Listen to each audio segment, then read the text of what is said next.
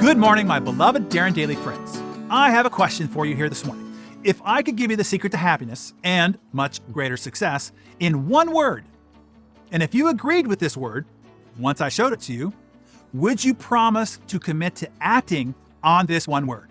Would you be willing to commit to doing it when we're done here? I have it written on this piece of paper right here. If I show you the one word written on this, will you promise to commit to it? I'm listening. Okay, I'm going to assume that was an enthusiastic, oh, hell yeah. Okay, are you ready for the word? It's a word you're probably not expecting, but when you see it, you'll instantly go, oh, yeah, that's it. Are you ready? Okay, here goes. Forgiveness. Unforgiven resentment leads to chronic stress and manifests as anxiety, illness, and a persuasive sense of dissatisfaction. These resentments also drain your energy, hinder your ability to focus, make confident decisions, and maintain a positive outlook, the very key components for achieving success and happiness.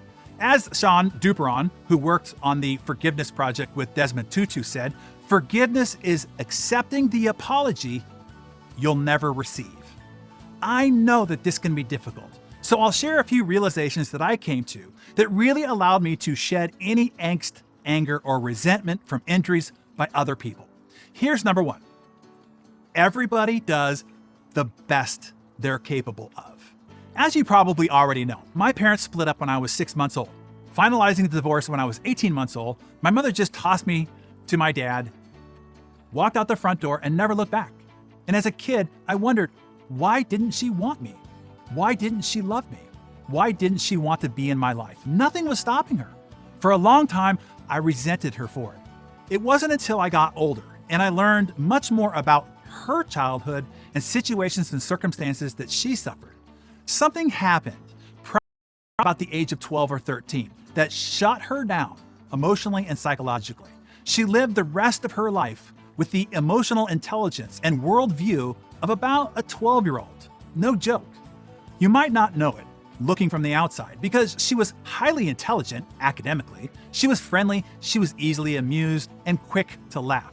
But she had a childlike naivety and the emotional temperament and EQ of a 12-year-old. When I understood what she suffered and imagined the internal pain and trauma she must have experienced and the psychological and emotional set point that she got locked into as a result of it, I could then see she really did do the best she was capable of. It was just she wasn't capable of much. It wasn't about me at all. She was operating at the best of what she was capable. And of course, through that limited capability, she wasn't even capable of seeing or understanding what she did or didn't do to me. In order for her to feel sorry, in order for her to even apologize to me. From her point of view and capabilities, she really didn't do anything wrong. And guess what? From her perspective, she didn't. And I absolutely get that. This allowed me to not only forgive her fully, but realize that there really is nothing to forgive her for. She really did the best of what she was capable of. And instead of feeling anger or resentment anymore, I felt sympathy and empathy for her. Something broke her, crushed her spirit into a million painful pieces as a little girl. It hurt her so deeply that it shut her down, and she lived the rest of her life, her short life, through that PTSD, and dying of cancer at the age of only 60. I hope my sharing that story maybe helps you better understand the actions or inactions of the people who injured you too. People really do the best they are capable of. Now, I know it's not what you needed from them. I know it's not what you would have done if you were them. I know it's not what you wanted them to have done. Probably not what they should have done. But it was what they were capable of, given their ignorance, lack of skill, emotional duress, or other underlying factors that have nothing to do with you. So I hope that helps. At least consider it deeply. Okay, I promised you 3 principles. Let me give you the other 2 quickly. The second principle is everyone is imperfect. I remember building myself up to have a tough conversation with my father. I still remember it like it was an hour ago. I waited until we were driving so I didn't have to look at him directly when I had this conversation. I said something like, I realize why I am such an achievement addict, why I'm perpetually dissatisfied, why I'm never able to be present in the present moment, why I'm always chasing the next thing. It's because the only way I got love or positive attention from you was to succeed. And so now I'm a workaholic, compulsively seeking the next achievement. Expecting empathy, sorrow, maybe even an apology, my dad looked at me and snickered. He said, every parent screws up their kid. There's plenty of other ways I could have screwed you up. Looks like you're doing all right. That was it. No empathy, no sorrow, no apology. And you know what? He was right. I mean, like wise sage on top of the mountain kind of right. No one escapes childhood unscathed. Every parent, no matter how intentional, studied, careful, and conscientious they are, every parent unintentionally is going to screw up their kids. It's impossible not to. Why? Because we're all imperfect. You are a fallible human being raising another fallible human being.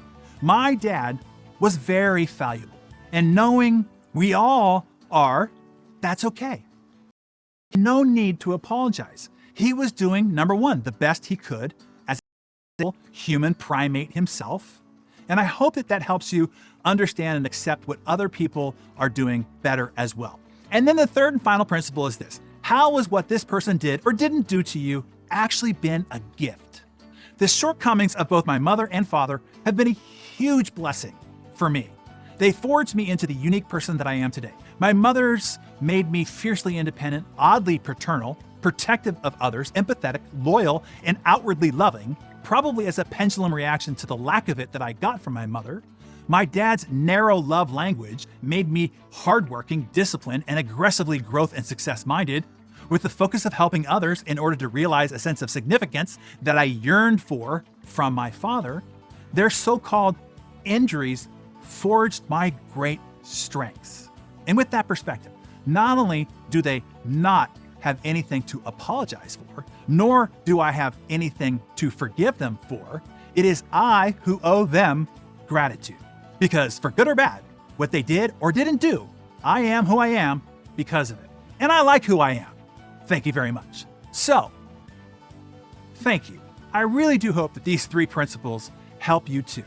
This is really the one word, the one thing that can unlock and unblock what's been holding you back, slowing you down, or draining your life force. So tell us, who is one person that you need to, even if you still don't want to, whether they deserve it or not, who is one person you need to forgive? Write their name or relationship to you in the comments below. It might just be one step towards the one thing you need to do most. And please share this Darren Daily with those that you love and care about as well. Hey, you'll notice that there's no subscription fee for Darren Daily. I pay for everything to bring this to you. My only ask is that you share it with others. When you do, you positively impact the life of another. Thank you for helping grow the Better Everyday movement.